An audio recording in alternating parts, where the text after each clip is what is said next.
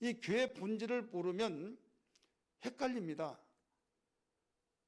이 말 들으면 이런 것 같고 저 말 들으면 저런 것 같고, 오늘 새벽에도 이 본질과 비본질에 대해서 말씀을 들으신 분들은 아시겠지만은 가장 안타까운 것이요, 성경으로 이야기하기 때문에 성경의 몇 장면을 찾아보자 그러면 읽어보면 맞아 해요. 그런데 비본질을 본질보다 더 위에다 놓고 말하기 때문에 이단이 되어지고 그 말이 최고인 양 생각하지만 비본질 가지고 목숨을 거는 사람이에요. 여러분, 본질을 잃어버리면 그거 같습니다. 본질이라는 건 뭐예요?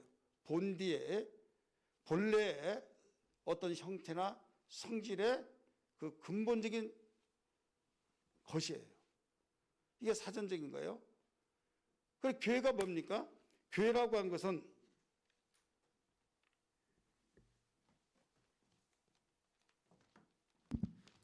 것은 여러 가지로 신학적으로 설명할 수 있으나 알아듣기 쉽게 여러분이 알고 있는 그 내용으로 보면 교회는 예수님의 몸이에요. 우리 한번 따라합시다. 예수님의 몸. 예수님의 몸인데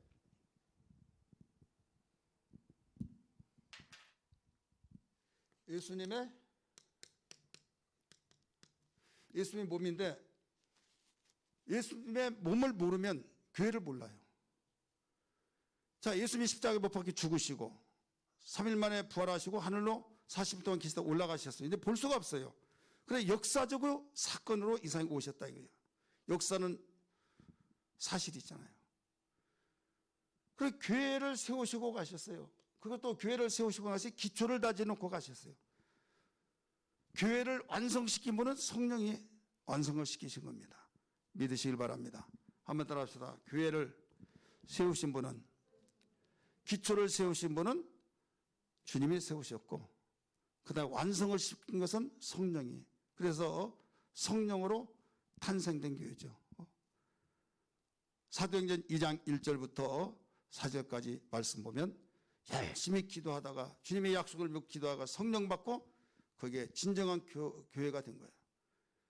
그 전에 따라다니고 그동안에 그 예수님을 그 예수님께 병 고침 받고 따라다니고 봉사하고 섬기고 이런 사람이 있잖아요. 여인들. 그러면 그들은 그 교회가 될 수 없는 이유는 베드로가 신앙 고백을 통해서 바로 교회의 한 일원은 되나 연합이 되지 않은 거예요. 개개인 개체가 있다고 하면 교회가 될 수가 없어요. 교회는 거룩한 공동체입니다. 예수님을 마음속에 구주로 영접한 사람들의 거룩한 모임, 이게 교회예요. 그렇기 때문에 두세 사람 이상 모이는 곳이 교회다. 그렇다면 두세 사람 이상 모이는 곳은 다 교회냐? 가기 싫으면 야, 우리 가정끼리 예배드리면 우리 가정 4명이니까 이제 교회다. 이런 사람들. 여름에 휴가철에 교회 오면 가지 못하니까 거기서 예배드려. 그러면 거기가 교회야. 목사님이 가르쳐 줄 때 교회란 두세 사람이, 예수님 마음속에 영접한 사람이 두세 사람 이상 모이는 곳에 교회라고 했다라고 해서 거기서 예배드리고 나는 오늘 교회에 내가 빠지지 않았다. 이렇게 생각하는 사람이 있어요. 개척교회 여러분 모일 때 가정끼리 목사님, 사모님 단둘이 시작한 경우도 있고 또 자녀가 있으면 3사람, 4사람 모일 때도 있고 한 사람 전도하면 5사람 모이고 그렇게 되잖아요. 근데 거기는 인정해 주면서 왜 우리 가정 6사람이 모이는데 교회를 인정이 안 되냐.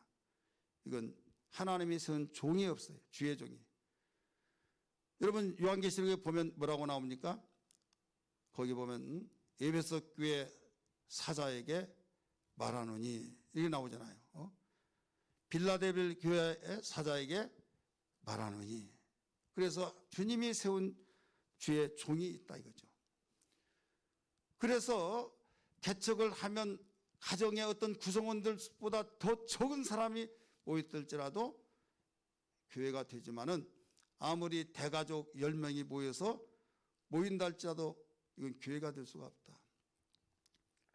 그렇다면 이 교회는 주님의 몸인데 여기에서 고린도전서 12장 27절의 말씀 보면 뭐라고 나온가 하면 너희는 그리스도의 몸이요 지체의 각 부분이라 이렇게 나옵니다. 따라서 합시다. 너희는 그리스도의 몸이요 지체 각 부분이라. 몸은 몸인데 지체 각 부분이라는 거예요. 몸, 그 다음에 지체들이 있잖아요. 그 지체 가운데 개개인마다 어떤 이는 발이 되고 어떤 손이 되는 경우가 있고 어떤 사람은 손가락으로 보면 엄지손가락, 입장, 또 장지, 검지, 약지 다 각각 다르다 이거죠. 에베소서 1장 23절에 보면 교회는 그리스도의 몸이요 이렇게 나오잖아요. 그러니까 우리가 교회의 본질을 알려고 한다면 예수님을 알지 못하면 안 되는 거예요. 예수를 바로 알아야 된다. 그래서 반드시 예수를 알아야만 교회다. 그냥 십자가 밖에 건물에다가 세워놓고 간판 있고 그러면 교회다. 물론 우리는 보편적인 면에서 보면 교회다고 말합니다. 그러나 엄연하게 우리가 제대로 알려면 옛날 그 예배당들은 예배당, 교회당 이렇게 나와요. 집당자를 써가지고 교회 사람들이 모이는 집이라는 거죠. 저 창신동에 보면 거기에 무슨 예배당 이렇게 써놨습니다. 좀 다른 데는 그렇게 안 하잖아요. 무슨 교회 했잖아요. 근데 사실 그게 맞거든요. 어원적인 측면에서는. 여러분 가정이라고 할 때 둘로 표시하잖아요. 하우스와 홈으로 나눠지듯이 가정 식구들이 모여서 사는 집이 바로 하우스잖아요. 지금 여기는 그 우리 성도들이 예수님을 마음속에 구주로 영접한 사람들이 모이는 지정된 장소예요. 만약에 여기에 예수님을 영접한 사람들이 모이지 아니하고 어떤 극장으로 변신될 수가 있을까요, 없을까요? 있다 이거죠. 미국에는 제 집회 갔을 때 그 박영신은 박영신 맞죠? 영선 이제 오래돼 가지고요. 박영선 그 목사님이 그래요. 목사님 저희가요 교회 예배당인데 십자가 딱 끊어버리고 거기 술집 만들었어요. 여기 술집이에요. 또 체육관, 체육관 높아야잖아요. 그러니까 예배당이 높으니까 그냥 다시 허물고 지체하냐고 이런 일이 빈번히 일어난다 이거죠. 그래서 교회의 중요성이 교회의 그 핵심들은 예수님을 마음속에 영접한 사람이 모여야만 되지 모이지 않으면 교회가 될 수가 없다 이거예요. 그러면 이렇게 교회가 주님의 몸인데 여러분 예수님이 이 세상에 오신 목적이 뭘까요? 오신 목적이 이런 교회의 본질을 알려면 오신 목적을 알아야 해요. 그래 교회의 본질 하면 본질 본래 성질 그렇게 생각하고 막연하게 생각해버리면 알다가도 모른다. 오늘 봉사위원회 이 특별 주간 기도회이기 때문에 봉사해야 되잖아요. 근데 이 비본질과 우리가 그 본질을 혼돈되면 안 된다 이거죠. 여기 잠시 멈춰두고요. 우리 교회 기능을 이렇게 보면 여기는 예수님, 예수 그리스도 중심 거죠. 이거 많이 보셨죠? 저는 예배예요, 예배. 여기는 교육, 여기는 교제, 봉사예요. 이게 수레바퀴입니다. 그러면 교회 기능이 하나님께 예배를 드리고 또 바로 모든 성경에 주님이 가르쳐 지키게 하라고 말씀을 가르쳐서 교육을 시켜서 하나님께 알고 예배 드린다 이거죠. 그러니까 이건 수직이에요. 그 다음에 여기는 수평이에요. 서로 성도와 성도끼리 교제하고 성도들이 하나님이 원하신 봉사를 하고 그러면 누구를 중심해서 이루어져요? 예수 그리스도. 예수 그리스도는 교회의 몸이다 이거죠. 그러면 여기는 뭐냐면 교회 본질이에요. 본질. 여기는 비본질이에요. 한마디로 말해서 봉사도 비본질, 여기 교육도 또 교제도 예배도 왜 그런가 하면 여기에서 수레바퀴는 놔두고 어떤 그냥 보로 그림과 같이 보여주기 위한 것이 아니라 이거죠. 수레바퀴의 목적은 뭡니까? 짐을 싣고 거기 수레를 끌어서 목적지까지 가는 거죠. 굴러가야 된다 이제. 굴러가야 해요. 굴러가지 아니하면 수레바퀴에 바로 있을 이유가 없죠. 굴러가서 어딘가 가서 목적지까지 바로 가서 거기에서 끝이에요. 왜? 수레바퀴는 그 위에 짐을 싣고 목적지에 간다 이거죠. 그렇다면 우리는 교회 기능이 예배와 교육과 교제와 봉사, 지금 봉사위원회 오늘 우리가 주간 예배를 드리고 있어요. 봉사위원 되신 여러분들, 그럼 봉사를 열심히 잘하면 정말 우리가 신앙이 좋다. 좋아요. 예배 열심히 잘 드리면 신앙이 좋다. 예배가 살아야 교회가 산다. 맞아요. 교육이 있어야 된다. 앞으로 교회는요, 어느 교회가 많이 살아남느냐? 강소형 교회가 돼야 된다. 강소형.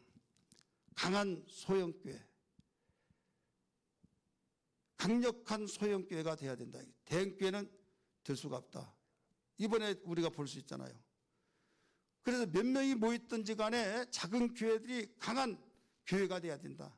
교회 사명을 다해서. 그래야만 살아남는다. 낙엽돼서 우수수 떨어지고 한번 교회만 예배당만 지으면 다 몰려들고 막 그런 시대가 지냈다 이거죠. 때가 다가온지라 악한 마귀가 제 때가 가까운 걸로 알고 우는 사자가 두루 다니며 삼킬자를 찾고 있기 때문에 모든 것을 먹잇감으로 삼기 때문에 생명력이 없고 그냥 교인들, 종교생활하는 사람들은 다 마귀 사탄의 먹잇감이 된다 이거죠. 여러분, 마귀 사탄의 먹잇감이 되지 않기를 주의 이름으로 축원합니다. 할렐루야. 그렇다면 이렇게 수레바퀴를 통해서 굴러가서 무엇인가 목적이 있다 이거죠. 그 목적은 주님의 지상명령입니다. 한번 따라서 지상명령. 이게 바로 전도예요. 전도. 지상명령. 그래서 예배드리고 교육하고 봉사하고 교제하면 바로 성령으로 충만하고 우리가 여기에 하나가 여기에 없어졌다. 그러면 찌그러지죠. 굴러갈 수가 없는 거예요. 예배 부분이 취약점이 되고 어떤 봉사는 열심히 하는데 교육을 알지 못하면 내가 무지한 자로서 열심히 하는데 여기가 바로 교육이 없어서 알지 못하다 보니까 문제만 생긴 거예요. 여기가 이렇게 돼버리면 굴러가다가 덜커덕해서 멈춰진 거예요. 어떤 분은 교제, 다른 건 다 잘해요. 예배도 열심히 드리고 봉사도 열심히 하고 교육도 하는데 만나기 싫어요. 그냥 나는 하나님만 바라보고 살겠다. 그러면 이 부분이 취약점이에요. 그리고 굴러가야 된다. 계속 굴러가려면 이 네 가지가 같이 건강해야 될 줄 믿습니다. 따라합시다. 예배도 성공해야겠고 교제도 우리는 성공하고 더불어 봉사도 교육도. 근데 이것이 우리의 예배 열심히 드리고 그냥 열심히 드린 걸로 끝나버리고 교제한 걸로 끝나고 봉사한 걸로 끝나고 우리가 교육받은 거 끝나다 보니까 알기 전에는 깨달았을 때 너무나 깊어요. 봉사하다 보니까 정말 보람도 느끼고 흐뭇하고 시원하고 뿌듯하고 예배 드릴 때 뭔가 하나님의 영적인 그 감동 속에서 하나님을 만나는 그 느낌과 체험 속에서 정말 세상을 바꾼다 할지라도 바꾸지 아니하고 어떤 것보다도 목숨을 내놓을 것 같고 그런데 어느 날부터 또 여기에서 냉랭해지기 시작한다 이거죠. 그래서 에베소 교회를 향해서 말했잖아요. 첫상을 버렸는데 찾아라. 첫사랑을 어디에서 네가 버렸는지 찾지 않고 그대로 두면 촛대를 옮겨버리겠다. 기억하시면 아멘 하시길 바랍니다. 그래서 사람들이 어디에서 무너진가 하면요. 지금 이런 부분에서 기능적인 측면에서 내가 어느 부분이 약한가를 알고 그걸 빨리 보완시켜야 된다 이거죠. 우리 옆에 분에게 물어봅시다. 이 네 가지 중에서 내가 어디 부분이 약한지, 예배 부분이 약한지, 교제 부분이 약한지, 아니면 교육 부분이 약한지, 어디 그 부분이 약합니까? 나 찾아보지 말고.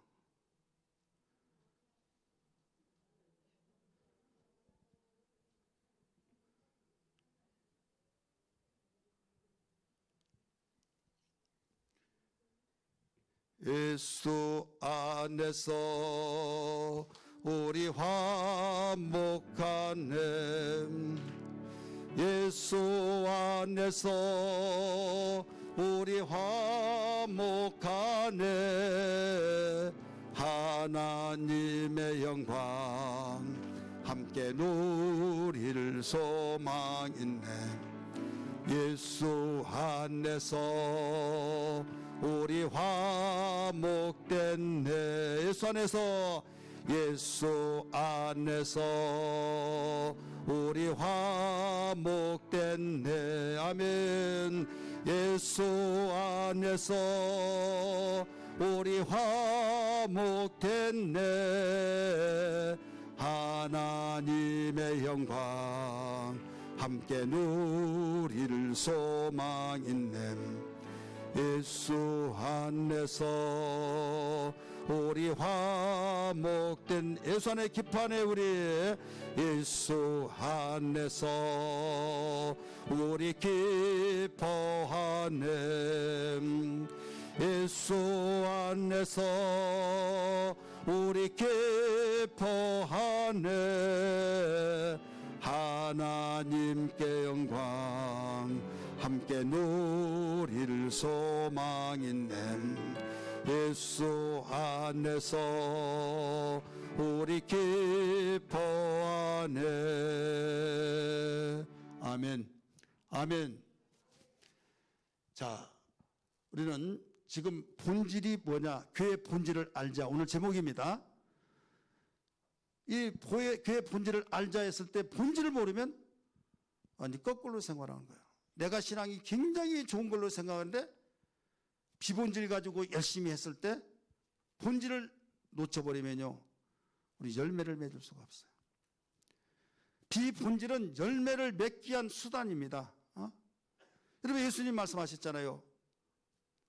본질 속에서 모든 걸 다 하기 위해서 성령이 내게 임하시면 너희 권능을 받고 예루살렘과 유대와 사마리아 땅 끝까지 내 증인이 되라 했잖아요.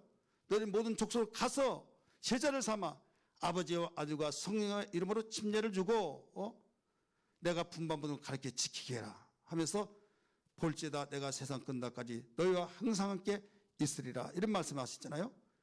그러니까 뭐냐면 지금 주님께서 우리에게 원하신 그 본질은, 교회의 본질은 결국은 전도다 이거죠. 그러면 성령이 임하시 하는데 어떤 사람은 이런 것들이 병이 드는데 전도한다? 전도할 수가 없죠.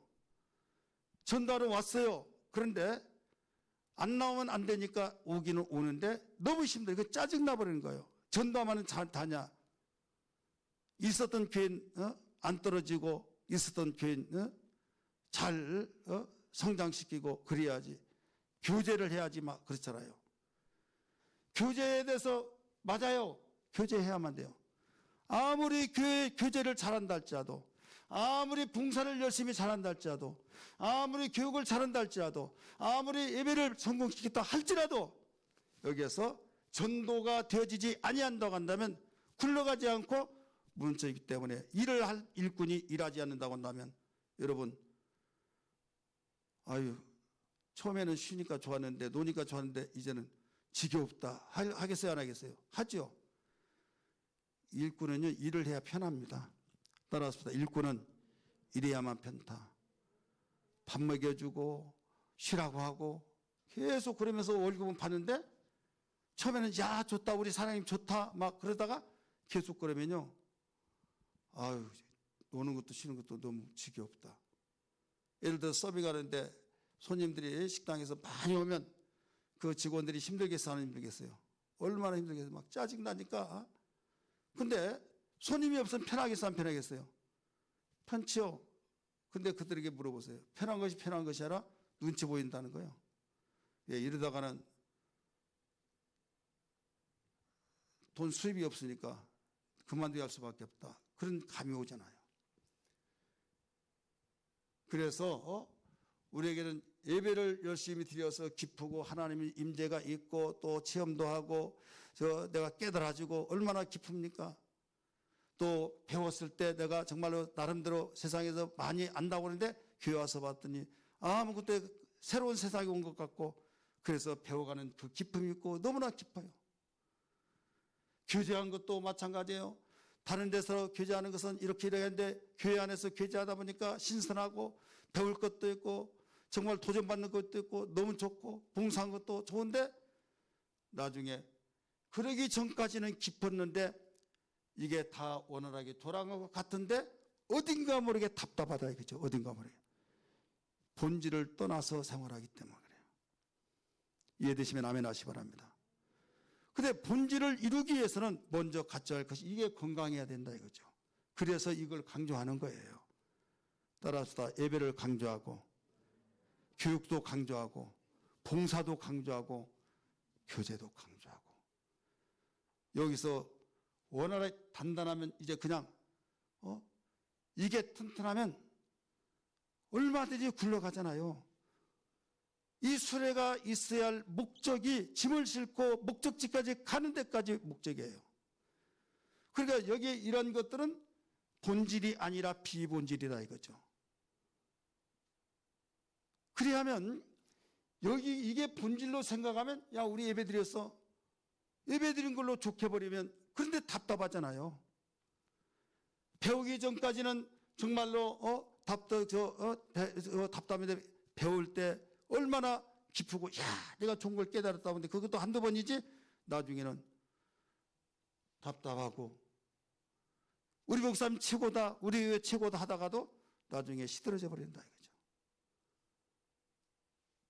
봉사하는 것도 마찬가지예요.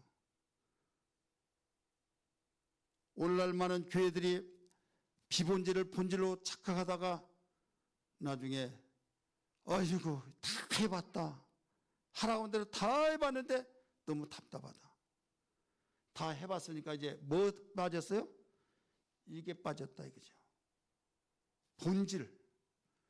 이걸 하면요 나를 믿는 자는 배에서 샘물이 솟아나리라. 요한복음 4장 14절의 말씀, 요한복음 7장 37절의 이하의 말씀 보니까 나를 믿는 배에서 생수의 강이 흘러나리라. 생수는 끊임없이 나온다는 걸 믿기 바랍니다. 그래서 여기에 이게 뭐냐면 예수님이 오신 목적이 뭡니까? 크게 나눠서 생명을 얻게 하고 또 더 풍성히 이 생명을 얻게 하려면 구원을 시켜야겠죠. 전도해야겠죠. 전도를 통해서 그 다음에 전도를 통해 생명을 얻게 해요. 그리고 어린아이에 쉽게 말해 태어났어요. 그리고 어린아이가 바로 아기 낳습니까? 아니잖아요. 자라나야 된다 이거죠. 자라나서 성인이 되어서 나중에 일터에 갔을 때 생산 인력이 되는 거예요. 어린아이는 여러분 소비 인력입니다. 가정에 어린아이들이 많고 자식들이 많고 일할 수 있는 사람은 적다고 한다면 지출이 많아요. 그러니까 힘들죠. 그러나 수입원이 많다고 한다면 인원이 많다고 한다면 벌써 경제적임에서 굉장히 여유가 있는 거죠. 그런데 소망이 있는 것은 뭐냐면 이들이 항상 어린아이가 아니다 이거예요. 자라서 언젠가는 사회생활을 해서 그렇게 지출의 구성원이 되었던 아이들이 오늘날 성장해서 수입원이 되어진다. 그런 상황이 달라지죠. 그래서 오늘 본문의 말씀에 뭐라고 가르쳐 주냐면 에베소서는 교회론입니다. 교회에 대해서 가르쳐 준 거예요.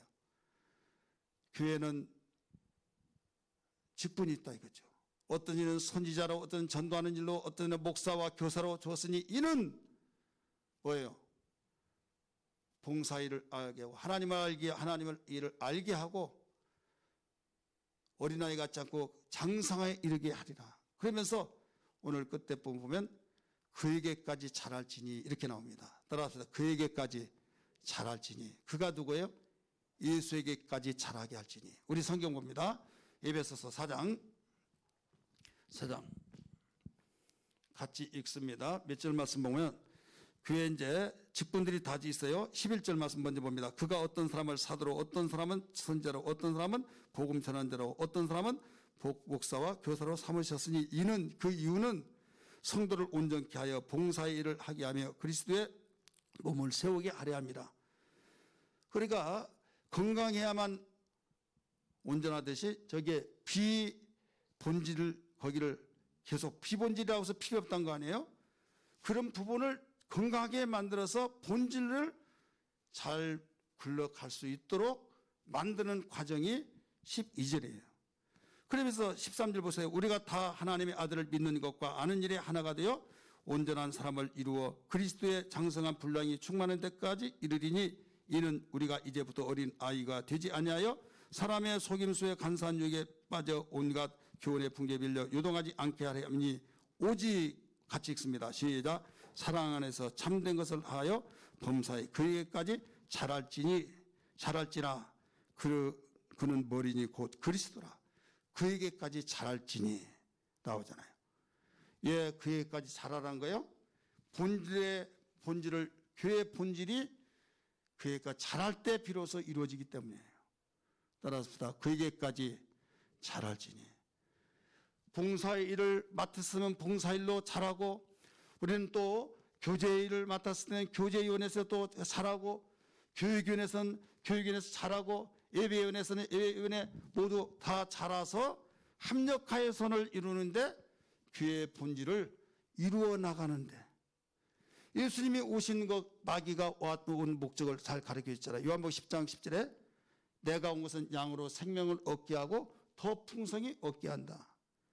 여기는 더 풍성이라는 것은 교회의 본질을 이루는 사역이에요. 사역.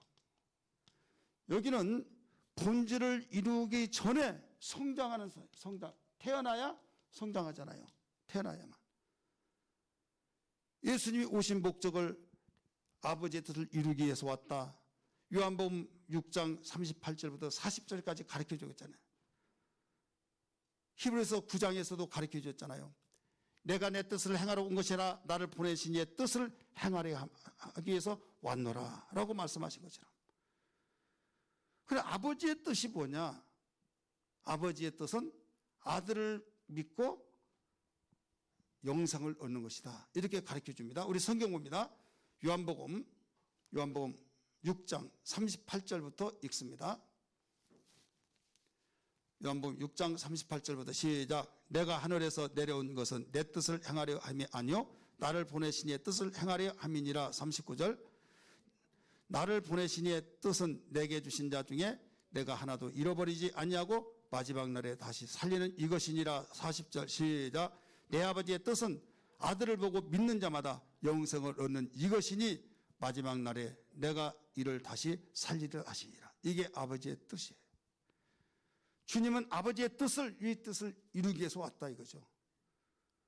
그렇기 때문에 주님이 교회는 주님의 몸으로서의 바로 이 뜻을 이루기 위해서 오셨기 때문에 지상명령을 내리신 것이 내 증인 되라 이 말씀이죠.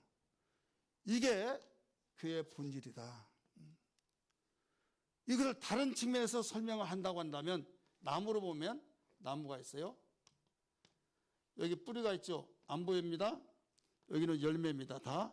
자, 이 뿌리는 뭐냐면 말씀이에요. 말씀은 영입니다. 영이기 때문에 보여요, 안 보여요? 안 보이죠. 흙 속에 있는 뿌리는 보이지 않습니다. 그런데 여기에 있는 말씀은 바로 보이지 않는 영의 말씀이지만 이 나무 둥치는 예수 그리스도 진리의 말씀이에요. 진리. 말씀이 육신이 되어서 노고스의 말씀으로서 이 나무가 나는 포도나무 되는 가지니라고 말씀했듯이 여기는 다 우리 교회들 가지예요. 가지에서 열매가 맺어요. 지금 성령을 보내주셔서 성령의 진리가 이 나무 속에 그 양분을 빨아 올리죠. 가지로 보내줘야죠. 꽃이 피고 그다음에 열매가 맺히죠. 이 열매. 이 열매는 삶이에요. 삶. 하나님이 원하시는 삶이다 이거죠. 이 열매를 보고 농부가 원하는 거예요. 이 나무의 본질은 뭐냐? 열매예요. 따라서 나무의 열매는 본질이다. 그래서 열매를 맺지 않는 나무를 베어버리겠다. 농부가 종에게 베어버리라 했잖아요. 3년만 참아주소서. 내가 땅을 파고 나무를 돌멩이를 끄집어내고 거기에 토비를 넣고 정성을 들여서 잘 가꿔서 3년만 더 기다리소서. 만약에 그렇게 되어 했어도 열매를 맺지 않으면 주인의 처분대로 갔어서 기억나시면 아멘 하십시다. 그러니까 이 나무의 비유, 포도나무 비유 속에서도 본질이 뭐냐? 열매다. 그러면 이게 뭐냐? 여기는 비본질이에요. 궁극적인 목적은 나무의 유실수는 열매를 따야 되지. 그래서 요한복음 15장 8절에 보면 열매를 많이 맺는 자는 내 아버지께 영광을 돌릴 것이요 그는 내 제자가 되리라. 같이 한번 읽을까요? 시작. 너희가 열매를 많이 맺으면 내 아버지께서 영광을 받으실 것이요 너희는 내 제자가 되리라. 자, 우리를 만드신 목적이 뭐라고 그랬어요? 영광을 받기 위해서, 찬송을 받기 위해서. 영광을 받으시옵소서. 그런다고 해서 영광을 다 받는 것이 아니에요. 대부분 사람들이 그렇게 생각하고 있어요. 영광을 받으신 것은 열매가 많은 자가 영광을 받으실 것이요. 찬송을 받을 것이란 그를 높여 우러러 부른 거죠. 노래 자체가 여러분 하나님 그걸 위해서 하나님이 원하신 것이 아니다 이거죠. 노래는 거짓이 없어요. 노래는 진실 속에 담겨 있기 때문에 진실한 것을 내 고백된 것을 올려드릴 때 이게 영광이 된 거예요. 할렐루야. 이걸 원하신 거예요. 그렇기 때문에 여기서 이 나무의 본질은 열매인 것처럼 그럼 예수님이 어떤 열매를 맺었습니까? 천하보다 귀한 열매를 내 아버지의 뜻은 아들을 보고 믿는 자가 영생을 얻는 것이 내 아버지의 뜻이다 말씀하셨던 것처럼 그래서 주님이 하늘 올라가시면 지상명령을 내리신 거예요. 이건 듣기 싫더라도 우리는 듣고 믿고 순종하는 그 사람에게는 생명력이 있다는 걸 믿기 바랍니다. 할렐루야. 예, 너는 그리스도의 이렇게 자라나야 된다. 왜 말씀하셨을까요?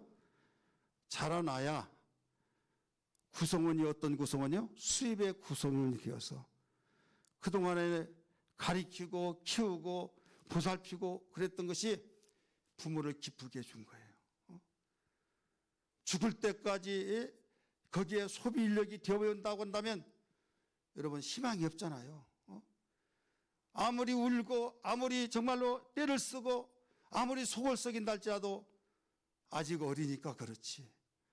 어리니까 그러면서 한 살 먹고 두 살 먹고 계속 먹어가면 이제는 철이 나고 또 이제는 어른이 되고 사회 일원이 되어서 소비 인력이 아니라 수입원이 되어서 그가 잘 뜨는 거 보고 기뻐하고 흐뭇해하고 이게 바로 부모의 기뻐하는 거잖아요. 하나님이 우리를 구원시켰어요. 구원시켜서 지옥으로 갈 자를 구원시킨 그 자체는 얼마나 기뻐한지. 왜? 거기서 기뻐한 것이 아니라 태어났으면 잘하는 것을 생각하기 때문에. 왜 태어날 때 기뻐요? 태어나서 바로 죽는다. 그럼 차라리 안 태어난 것이 낫다라고 생각하지 않겠어요? 태어나면 성장하고 그 다음에 장성한다는 것을 벌써 그려지잖아요. 그래서 우리는 반드시 성장해야 된다 이거죠. 할렐루야. 성장하지 아니하면 안 된다. 어디까지 성장? 그리스도의 그에게까지 자라날지어다. 그래서 주님이 오셔서 제자를 삼으신 목적이 잘 나타내셨어요. 자, 제자를 삼으신 목적이 세 가지죠. 마가복음 3장 14절 15절에서 함께하고, 우리 한번 따라서 함께하고, 그 다음에 두 번째는 뭐예요? 전도도 하고, 세 번째는요? 세 번째는 뭐예요? 귀신을 목적에 쫓는 권세를 주게 하기 것이다. 자, 함께 한다는 것은요, 하나님의 뜻이에요. 하나님의 본질이에요. 우리를 택하신 본질. 이사야 7장 14절의 말씀 보니까 보라 처녀가 아들을 낳으니 그 이름을 임마누엘이라 하리라 말씀하셨어요. 우리 인간이 저주받고 심판받고 지옥 가는 것은 하나님과의 분리되어서, 죄 때문에 분리되어서 하나님과 함께 할 수가 없는 거예요. 예수 그리스도를 통해서 나는 곧 길이요 진리요 생명이니 하시면서 예수를 통해서 우리는 접붙임을 통해서 살리는 영에 의해서 우리가 살아나서 주님과 함께하고 있다는 걸 믿기 바랍니다. 그래서 이 목적이 얼마나 중요한지 몰라요. 그래서 여기에서 이제 함께해서 아버지의 뜻을 이루라는 거예요. 하늘에서 이루어진 것처럼 땅에서도 이루어지기를 기도하라고 말씀하신 것처럼 이제 하나님과 분리돼서 완전히 원수처럼 되었지만은 예수를 통해서 함께하게 됐어요. 임마누엘 하나님, 할렐루야. 그래서 임마누엘 하나님을 하나하나, 이게 바로 뭐냐면 전도를 통해서 이루어진 거예요. 따라서 전도를 통해서 이루어진다. 그리고 이제 전도를 한 거예요. 내가 전도를 받고 있으니 이제는 복음의 빛을 갚는 거죠. 전도도 하고, 그래서 전도해서 이제 또 함께하고 또 함께해요. 그래서 하나님의 축복이 회복되어서 행복하게 되는데 이걸 시기한 자가 있어요. 사마귀가 시기한다 이거죠. 사마귀가 어떻게 해서든지 병들게 하고 도둑의 기품을 또 건강을, 우리의 믿음을, 평안을 다 도둑질해 간다 이거죠. 도둑 맞으면 여러분 어서 가져가라 가져가라, 나 보관하기 힘들다 그럴 사람 있어요? 화가 나죠. 병이 나죠. 그러지 말고 내쫓아라, 방하라 이거예요. 그래서 귀신을 내쫓는 권세가 있게 하라 하심이라. 귀신을 내쫓는 권세를 있게 하려 하심이라. 여러분 세상을 살면서요 항상 보이지 않는 전쟁이라고 있잖아요. 내 자신부터 전쟁, 내 마음속에서부터 보이지 않지만 자신은 알잖아요. 이거 할까 저거 할까, 유혹받을 때 아니면 바른 길로 갈 때 이리 가야 하는데 가기 싫고 여기에서 달콤하고 이러면 안 돼, 갈등이라는 거죠. 심리학적으로. 이때 우리는 여기에서 영적으로 바꿔서 말하라. 너를 유혹하고 너를 바로 격길로 가게 만든 자는 원수다. 그러면서 생각을 박멸시키라는 거죠. 생각이라고는 그 모든 것을 타고 역사하는 거죠. 그리고 우리에게 마음도 또 우리의 행동도, 그래서 결국 우리를 망하게 만든 것이 원수 사탄 마귀잖아요. 그래서 이걸 내쫓는 권세가 있게 하기 위해서 내가 너를 불렀다. 많은 사람들이 함께하는 것을 원하고 예수님이 함께 계신다 함께 계신다 하니까 함께하는 걸로 알고 있어요. 예수님 영접하면 함께하고 있잖아요. 회복됐으니까. 그런데 여기에서 이제 끝까지 함께하려면 우리 보존을 잘해야 될 줄 믿습니다. 따라서 보존 잘해야 된다. 그래서 예수님이 죽으실 때 마지막 날 밤에 기도할 때 뭐라고 했습니까? 요한복음 17장 11절 12절에 말씀하시기를 아버지여 내게 주신 자를 아버지의 이름으로 저를 보존하사 지켜달라고. 아버지가 내가 하나 된 것처럼 저희들도 하나 되게 해달라고. 여러분 마지막 기도가 그렇게 했던 것을 알아야 될 줄 믿기 바랍니다. 함께 해야만 승자가 될 줄 믿습니다. 함께 할 때 행복할 자가 될 줄 믿습니다. 이런 환경 저런 환경 때문에 불평하고 원망하고 나는 이것 때문에 안 돼 저것 때문에 안 돼 신경질을 하지 말고 너희들 하나님과 함께하는 삶이 되어지면 어려운 역경 속에서도 행복자가 된다 이거예요. 돌 맞아 죽은 승리자들도 여러분 하나님과 함께하는 걸 통해서 행복했던 것처럼 저와 여러분이 이런 삶이 되어야 될 줄 믿습니다. 할렐루야. 그래서 이런 모든 것들이 주님이 제자를 삼는 목적은 이 세 가지를 위해서 하고, 너희들이 이 일을 내가 아버지께로 갈 때 이걸 행하라. 마가복음 특별히 가르쳐 줬잖아요.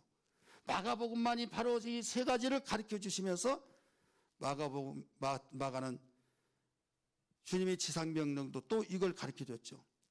무엇을 가르쳐 줬습니까? 믿는 자에게는 표적이 따르리니. 자, 15절부터 보면 마가복음 16장 15절 보면 너는 온 천하에 다니며 복음을 전파하라. 전도 가르쳐 줬죠.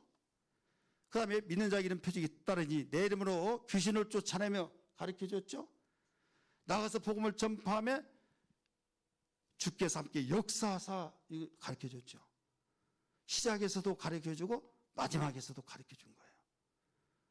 우리는 교회 본질을 잃어버리면 교회 생활 내가 어떤 것이 비본질이고 본질을 알지 못하다 보니까 내 신앙은 충만하고 나는 굉장히 잘한 것 같은데 우리는 고인물이 되어버려요.